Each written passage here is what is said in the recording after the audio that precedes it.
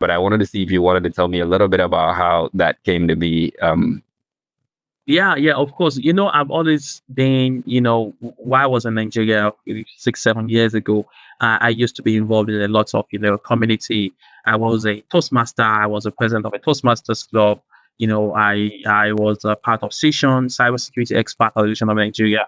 I do all kind of stuff when it comes to cybersecurity in Nigeria, right?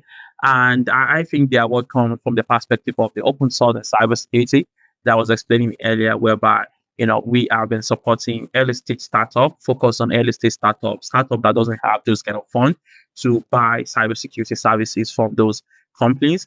And for one reason or the other, they require cybersecurity service. Sometimes some of these companies might not really require them, but you see in some cases whereby they are struggling with some cybersecurity challenge or the other, and they do not have the expertise to manage them. They do not have the fund to actually buy or, purchase the cybersecurity services from any of these MSSP and managed service providers and stuff like that. We are able to come in and give them those support because I just believe that innovative startup are just are the guys that build the world that we have, make the world better place.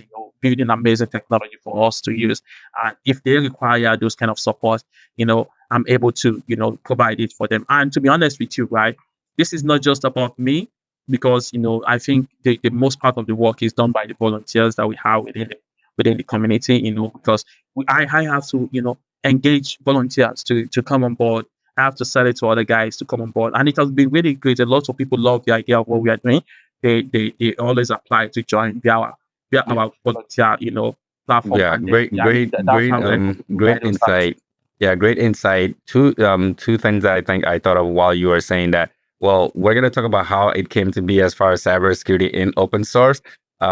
Maybe let's start off of there, and then probably since you talked about volunteering, and even as far as like people who will use your services, maybe we can talk about what that application process looks like, or how do you even say, how do I get to say get Jamiu's services or cybersecurity and open source services? But maybe let's start off with how that came to be in the first place.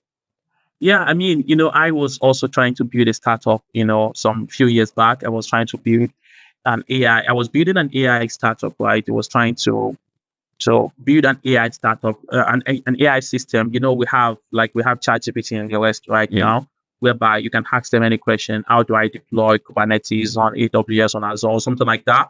And then it's gonna give you step by step, on how to achieve that. But most of the time, there's a confusion. It doesn't have the full context and all of that. So what I was trying to do some few years back is to see if I'm able to build an AI system that you can share your screen with, right? You can share your screen with it, and then it's able to see your entire screen. It can listen to you as well, and then you can tell it exactly what you need to do. You can tell it, I want to deploy a virtual machine on Azure, right, or AWS, and then it's gonna see your screen, and it's gonna it's gonna come up with a cursor on your screen, and the cursor on your screen is gonna tell you exactly where you need to click and exactly what you need to do. So it's just gonna take you step by step through what you need to do. But I tried to build it. I mean, for like 8 months, we are trying to crack it. Trying to take the screen. There are a lot of technical optimization that needs to be done because it has to be passing the images. The video, it's an a video, but it's gonna cut it to like small images. Take it to the AI. AI understand it and then guide it through exactly what you need to do, and then it must be in real time, right?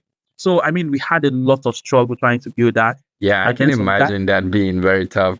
But what I would say is with the introduction of like, I mean, I know that's very recent, like MCP servers and in AI.